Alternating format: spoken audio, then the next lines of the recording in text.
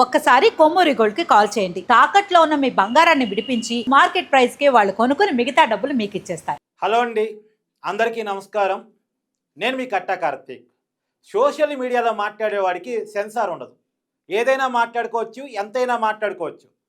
దాన్ని అడ్డం పెట్టుకొని ఎవడి పడితే వాడు ఇష్టం వచ్చినట్టు తిట్టడం అనేటువంటిది మాట్లాడడం కాదు, తిట్టడమే అలవాటుగా మారిపోయింది. మీ అందరికీ నా అన్వేషణ తెలుసు కదా.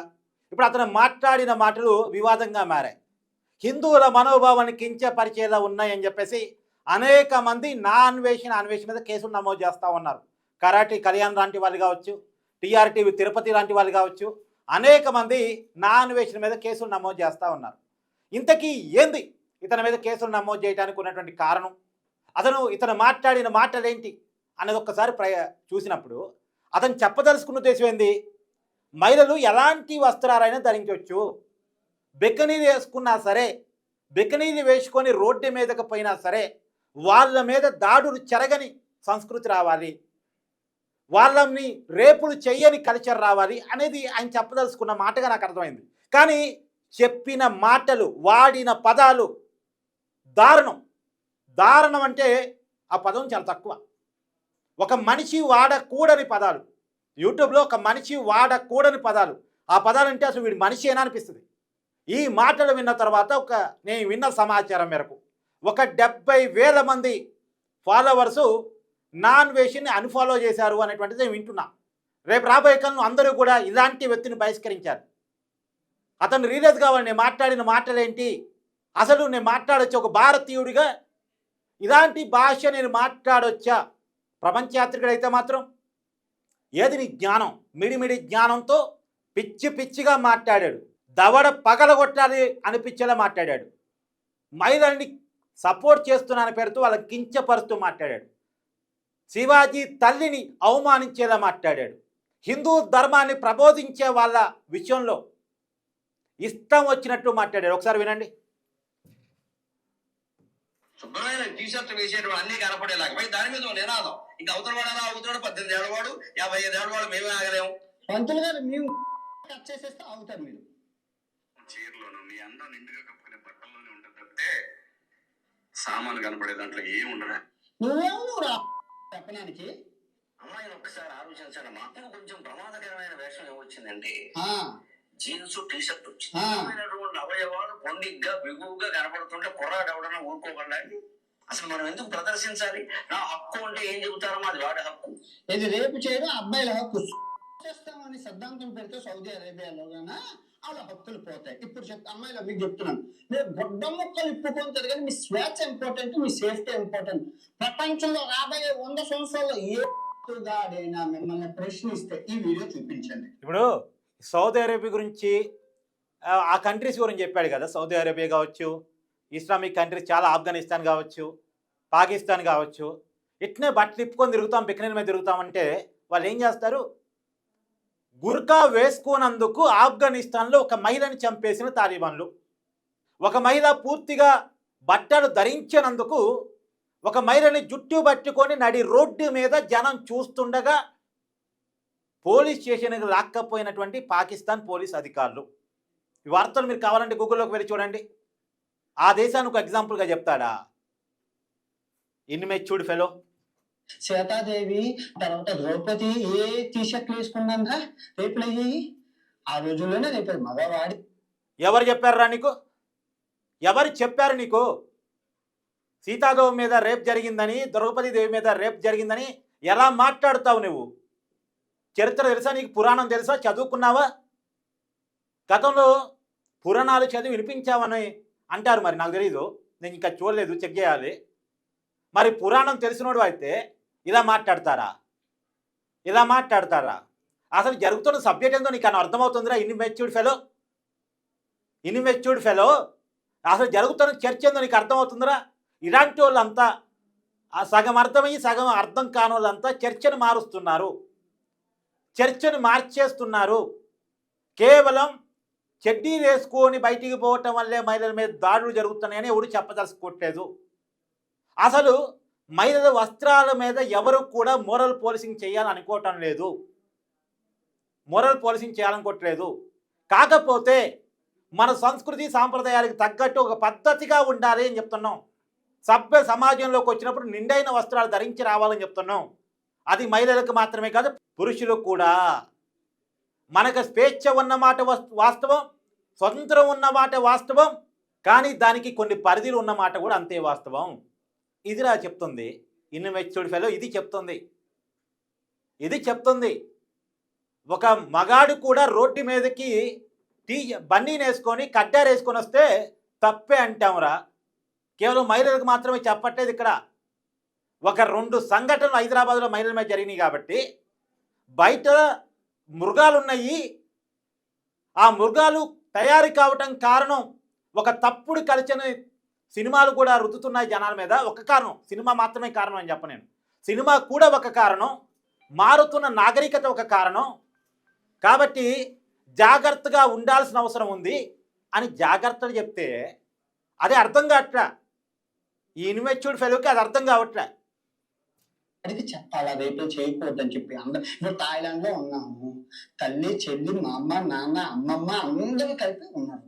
వాళ్ళ కొడుకు చెల్లి ఏదో తెలుసు, తల్లి ఏదో తెలుసు, బికినీలతోనే బోసుగడ్డలతోనే ఉన్నారా. అది తెలుసు. ఆ సిద్ధాంతం నేర్పించాలి. పరాయి స్త్రీని తల్లిలాగా చెల్లిలాగా చూడాలి, కన్న తల్లి కన్న తండ్రి నేర్పించాలి. ఆడదాని ఇబ్బందులు తెలియాలంటే ఇప్పుడు తల్లి ఎవరో చెల్లెవరో బికినీ వేసుకున్నా తెలిసేలా జ్ఞానం ఉండాలి అని అంటారు. ఆ జ్ఞానాన్ని బోధిస్తున్నాడు గరికపాటి ఆ జ్ఞానాన్ని బోధిస్తున్నాడు. కాకపోతే ఈ జనరేషన్కి అర్థమయ్యేలా కొన్ని ఎగ్జాంపుల్ చెప్తున్నాడు. నువ్వు కొన్ని బూతులు వాడుతూ నీ ఫాలోవర్స్కి అర్థం కావాలని నువ్వు చెప్తున్నావు కదా. అలాగే ఆయన బూతులు వాడలేడు కాబట్టి, ఆయన కొన్ని పెద్ద ఆయన కాబట్టి, ఆయన ధర్మాన్ని పాటించే వ్యక్తి కాబట్టి కొన్ని ఉదాహరణలు తీసుకొని చెప్తున్నాడు. ఈ జనరేషన్కి అర్థమయ్యేలా చెప్తున్నాడు. అది నీకు అర్థం కాలేదురా ఇన్మెచ్యూర్డ్ ఫెలో నీకు అర్థం కాలేదు. గరికపాటి గారిని చూసి ఏదో కోసేస్తాడట. ఏం కోస్తారో నువ్వు? ఈ దేశం వస్తే ఇప్పుడు నీది కోస్తారు. నువ్వు మాట్లాడిన మాటలకి నీది కోస్తారు. నాకు ఈ మాట అంటాం ఇబ్బందిగా ఉంది. నేను ఎప్పుడు కూడా ఇలాంటి వాళ్ళ మీద వీడియోలు చేయను, వ్యక్తులను టార్గెట్ చేస్తూ సహజంగా వీడియోలు చేయను. నేను రాజకీయ అంశాల మీద మాత్రమే మాట్లాడతా. మీరు నా పేరు యూట్యూబ్లో సెర్చ్ కొట్టుకున్న నా వీడియోలు చూడొచ్చు. నేను ప్రభుత్వాలు, విధానాలు, పాలసీలు, ప్రజలు, కష్టాలు వాటి మీద మాత్రమే వీడియోలు చేస్తాను. కానీ ఇట్లాంటి న్యాయాలు సమాజాన్ని చెడగొడుతున్నప్పుడు, తప్పుడు కల్చర్ని జనం మీదకి రుద్దాలని చూస్తున్నప్పుడు, బూతులతో మహిళల్ని అవమానించినప్పుడు, మన పురాణాల్లో మనం దేవుళ్ళుగా కొలిచే వాళ్ళని ఇష్టం వచ్చినట్టు మాట్లాడినప్పుడు తప్పదుగా స్పందించాలి కాబట్టి స్పందిస్తున్నాను. నేను వ్యక్తులను టార్గెట్గా వ్యక్తులని దూషిస్తూ వీడియోలు చేయను. ఫేమస్ కావటం కోసం వివాదాలయ్యే కాన్సెప్ట్లో జూరి ఇష్టం వచ్చినట్టు మాట్లాడి, నోటికొచ్చినట్టు మాట్లాడి వీడియోలు చేయను. కానీ ఇలాంటి స్టూపిడ్ ఫెలోస్, ఈడియట్స్ ఇలా నోటికి వచ్చినట్టు మాట్లాడుతూ తమ వీడియో ఎక్కువ మందిలో చూడాలి, తమ వీడియో ఎక్కువ మందిలోకి వెళ్ళాలి. దానికోసం ఇస్తారీతను ఎవరిని పడితే వాళ్ళని ఇస్తారీతను మాట్లాడుతూ ఉంటారు. మన శివాజీ తల్లిని కామెంట్ చేశాడు, నిన్న గరికపాటి గారిని కామెంట్ చేశాడు. చివరికి హిందూ దేవతలుగా ఉన్నటువంటి సీతమ్మ వారిని కూడా వదలలేదు. అరే సీతమ్మ వారు తల్లి సీతమ్మ అగ్ని ప్రవేశం చేసి మరి తన ప్రాతివత్యాన్ని నిరూపించుకున్నటువంటి గొప్ప వీర మహిళ. ఈ జనరేషన్కి ఆదర్శమూర్తి. శ్రీరాములు వారు కావచ్చు, సీతాదేవి కావచ్చు, వాళ్ళ చరిత్ర ఒక ఆదర్శం. వాళ్ళని దేవుళ్ళలాగా పూజిస్తాం, ఆదర్శంగా తీసుకుంటాం.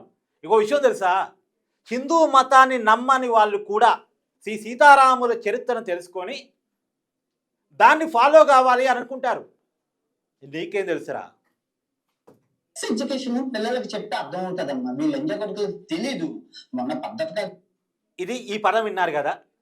మహిళలకు సపోర్ట్ చేస్తూనే లా భాష మాట్లాడాడు. ఈ లా భాష ఎవరిని తిడుతున్నట్టు? మహిళను తిడుతున్నట్టు కాదా? లాని ఎవరిని అన్నట్టు? మహిళని కాదా? ఏంటా పదం?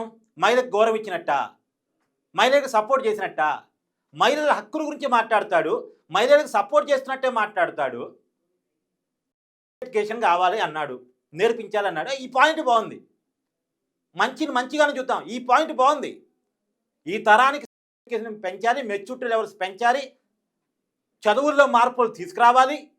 చదువులు నైతికతను బోధించలేకపోతున్నాయి, వాస్తవం అది. ఏది మంచి ఏది చెడు నేర్పలేకపోతున్నాయి, నిజమది. దాని మీద మాట్లాడు, సబ్జెక్టివ్గా మాట్లాడు. కానీ ఆ బూతులేంది, లాకోడికేంది, ఎవరిని తిట్టి తెలుసుకున్నా నువ్వు? పళ్ళు రాలగొట్టాలి. చీర కట్టుకొని వెళ్ళిన ఆ అమ్మాయిని 6 రేప్ చేసి నోట్లో వచ్చపోసారు. అటుమున్న కాశీలో 20 మంది అబ్బాయిలు కలిపి ఒక అమ్మాయిని ఒకే రూమ్ లో రేప్ చేశారు. మొన్న 8 ఏళ్ళ అమ్మాయిని మన ఆంధ్రప్రదేశ్లోని స్కూల్కి పద్ధతి. ఎస్, ఇలాంటి సంఘటనలు జరుగుతున్నాయి. ఇలాంటి సంఘటనలు నిజంగానే జరుగుతున్నాయి, కాదు అంటలేదు. మహిళల మీద ఘోరాలు జరుగుతున్నాయి, నేరాలు జరుగుతున్నాయి, కాదంటలేదు. ఈ కల్చర్ రావడానికి ఉన్న కారణం ఏందో తెలుసా? ఇది ఖచ్చితంగా ఖండించాల్సిందే, చర్యలు తీసుకోవాల్సిందే, మహిళలకు రక్షణ ఇవ్వాల్సిందే. దాంట్లో ఏమీ నాకు భిన్నాభిప్రాయం లేదు. పెరగడానికి కారణం తెలుసా? ఇట్లాంటి వాళ్ళు కల్చర్. ఇతను గతంలో నాకు ఇప్పుడే ఒక జర్నలిస్ట్ చెప్తా ఉన్నాడు 14 ఏళ్ళ వయసు ఉన్నటువంటి ఒక అమ్మాయిని పక్కన పెట్టుకొని ఇక మాట్లాడకూడని పదాలు మాట్లాడుతూ వీడియో చేశాడట. మరి ఏ కల్చర్ నువ్వు నేర్పేది? ఏ కల్చర్ నువ్వు నేర్పుతున్నావు? టీనేజ్ రాగానే అమ్మాయిని పడేయాలి, టీనేజ్ రాగానే ఖచ్చితంగా లవర్ ఉండాలి, లేకపోతే జన్మే వేస్తూ అనేలా ఒక కల్చర్ని జనం మీద గుర్తున్న సినిమాలను తప్పట్టడం చేత కాదు. నువ్వు కూడా అదే కల్చర్లో ఉంటావు. మన సనాతన ధర్మాన్ని బోధించడం నీకు చేత కాదు. అది కనుక నేర్చుకోగలిగితే ఏది ధర్మం, ఏది నీతి, ఏది నిజాయితీ, ఏ రకంగా ఉండాలి, మన ప్రవర్తన ఏ రకంగా ఉండాలి అనేది కనుక నేర్పించగలిగితే ఈ తరానికి తప్పులెవడు చేయడు. తప్పు చేసినా భయపడతాడు, తప్పు చేయటానికి భయపడతాడు. Waste fellow. శుభ్రమైన టీషర్ట్ వేసేటువంటి అన్ని కనపడేలాగా పై దాని మీద నినాదం. ఇంకా అవతల వాడు అలా అవుతాడు, 18 ఏళ్ళ వాడు, 55 ఏళ్ళ వాడు, మేమే ఆగలేము. పంతులు గారు మేము ఇది మళ్ళీ రిపీట్ వచ్చినట్టుంది. ఇది నాన్ వేషన్ మాట్లాడుతున్నటువంటి వీడియో. ఏదో గరికపాటి గారిది కట్ చేస్తాడట, వీడిది కాదు కట్ చేయాల్సింది. ఏది ఏమైనా నాన్ వేషన్ మాట్లాడిన మాటలు నిజంగా కూడా చాలామంది మనోభావాన్ని కించపరిచేలాగా ఉన్నాయి. ప్రత్యేకించి ద్రౌపది తల్లి మీద, సీతా తల్లి మీద మాట్లాడినటువంటి మాటలు ఖచ్చితంగా కూడా హిందువుల మనోభావాన్ని కించపరిచేయే. ఇప్పటికే అనేక మంది నాన్ వేషన్ మీద కేసులు పెట్టడానికి రెడీ అవుతున్నట్టుగా నాకున్నటువంటి సమాచారం. ఇక రాబోయే కాలంలో వాళ్ళ కేసుల చుట్టూ చర్చ నడిచింది. కానీ ఏది ఏమైనా నాన్ వేషన్ క్షమాపణ చెప్పాలి. ఇప్పుడు శివాజీ చెప్పిందంటే ఉద్దేశాలు పక్క పోయి 1-2 మాటలు మాట్లాడారని చర్చకు వచ్చింది. ఇప్పుడు ఎన్ని మాటలు మాట్లాడాడు శివాజీ? 2 అన్పార్లమెంటరీ పదాలు మాట్లాడాడు అన్నటువంటిది అది ముందుకొచ్చి అసలు ఆయన మాటల ఉద్దేశం పక్క పోయింది కదా. ఇప్పుడు ఎన్ని పదాలు నాన్ వేషన్ మాట్లాడాడు, ఎలా మనుషుల మనోభావాన్ని కించపరుస్తూ మాట్లాడాడు, ఎలా మన దేశాన్ని మన సంస్కృతిని కించపరుస్తూ మాట్లాడాడు. మనవత సౌదీ నుంచి నేర్చుకోవాలట, మనవట దుబాయ్ నుంచి నేర్చుకోవాలట కల్చర్. అక్కడ అసలు మహిళలకు రక్షణ ఉందా? మహిళలకు కనీసం సేఫ్టీ ఉందా? గురకా లేకుండా బయటికి పోతే ఎలా చూస్తారు, ఏం చేస్తారు వాళ్ళని మనకు తెలియదా? ప్రపంచ యాత్రికుడు కదా, జ్ఞానం పెరగాలి కానీ తగ్గటం ఏంటి? జ్ఞానం పెరగాలి, మెచ్యూరిటీ లెవెల్స్ పెరగాలి. కానీ పెరిగేది కూడా మరి అతిగా అయిందనుకో పెరుగుట విరుగుట కోసమే అయింది. ఇప్పుడు పెరుగుట విరుగుట కోసమే, అతిగా పెరిగింది. ఒకవేళ నిజంగా అతిగా పెరిగితే అది విరగటం కోసమే. ఏం విరగొడతారు అనేది భారతదేశం అంతా చూపిస్తారు ఇతనికి. ఏది ఏమైనా ఒక వ్యక్తిని టార్గెట్ చేయడం నా ఉద్దేశం కాదు, కానీ నాన్ వేషన్ని టార్గెట్ చేయడం. మళ్ళీ చెప్తున్నాను, నాన్ వేషన్ గతంలో బెట్టింగ్ యాప్ల మీద వీడియో చేసినప్పుడు నేను సపోర్ట్ చేశాను. అతని మీద చిన్నపాటి రెస్పెక్ట్ ఉండేది. అతను వాడిన భాషలో కొన్ని తప్పులు ఉన్నప్పుడు ఉద్దేశం గొప్పది కాబట్టి. ఇప్పుడు అతని ఉద్దేశం ఏంటో అసలు పక్కకు పోతుంది. అసలు జరుగుతున్న చర్చను పక్కకు పెట్టేస్తున్నారు. జరుగుతున్న చర్చ మళ్ళీ క్లియర్గా చెప్తున్నాను. జరుగుతున్న చర్చ అమ్మాయిలు పలానా చీరే కట్టుకొని రావాలి, పలానా చుడీదార్ వేసుకొని రావాలి, పలానా జీన్ ప్యాంటు టీషర్ట్ వేసుకొని రావాలి అన్నది కాదు. అసలు మహిళలు పలానా వస్త్రాలు ధరించాలన్న కాడ ఎవరు పాయింట్అవుట్ చేయట్లా. అలా ఎవరికి హక్కు లేదు. కాకపోతే బయటకు వచ్చినప్పుడు బట్టలు వేసుకొని రావాలి, బట్టలు ఇప్పుకొని రావద్దు అన్నది మాత్రమే చెప్పాల్సుకున్న పాయింట్. కేవలం బయటకు వచ్చినప్పుడు బట్టలు లేకుండా రావద్దు, బట్టలు వేసుకొని రండి అన్నదే చెప్తున్నారు తప్ప ఫలానా బట్టలు వేసుకోరావాలని మోరల్ పోలీసింగ్ ఎవరు చేయట్లేదు. కేవలం ఇది మహిళలకు మాత్రమే కాదు, పురుషులకు కూడా ప్యాంటు చొక్కా వేసుకునే బయటకు వస్తాం మనం. ఇప్పుడు ప్యాంటు చొక్కా వేసుకునే షార్ట్ వేసుకుని ఆఫీసుకు రాంగా, షార్ట్ వేసుకునే ఈవెంట్కి పోంగా, పోతే పబ్బుకు పోతాము, అది వేరే విషయం. ఆ పర్టికులర్ సెంటర్లో ఆ పరిస్థితుల్లో అది ఓకే, అది అమ్మాయికైనా అబ్బాయికైనా అది ఓకే. కానీ బయట రెగ్యులర్ లైఫ్లో మనం ప్యాంటు షర్ట్ వేసుకుంటాంగా, నిండుగా బట్టలు వేసుకుంటాంగా. ఇప్పుడు నేను నిండుగా చొక్కా వేసుకున్నాను, ప్యాంట్ వేసుకున్నాను. ఇక నాతో పాటు ఆఫీస్లో 35 మంది ఉన్నారు, అందరూ ప్యాంటు చొక్కాలు వేసుకునే వచ్చారు. ఇదా అమ్మాయిలు కూడా బట్టలు వేసుకోమని చెప్తున్నారు అంతే ఇక్కడ. ఎందుకు? అది కూడా పరిస్థితులు బయట బాగలేవు కాబట్టి, బయట దోమలు ఉన్నాయి, కుట్టే అవకాశం ఉంది, దానికి చర్మం కనపడి చాలు కుట్టేస్తాయి, నిండి కప్పుకొని రండి అని చెప్తున్నారు. బయట మృగాలు ఉన్నాయి, మీద పడి కొరికేస్తాయి, నిండుగా బట్టలు కప్పుకొని రండి, సెక్యూరిటీ తీసుకోండి అని చెప్తున్నారు. అది చెప్తుంది ఇన్మెచ్యూర్డ్ ఫెలో. అర్థమైతే అర్థం కాకపోతే అర్థం చేసుకో, కానీ అర్థమయ్యి కాంది నోటికి వచ్చినట్టు మాట్లాడి పిచ్చి పిచ్చిగా మాట్లాడు, బాగోదు.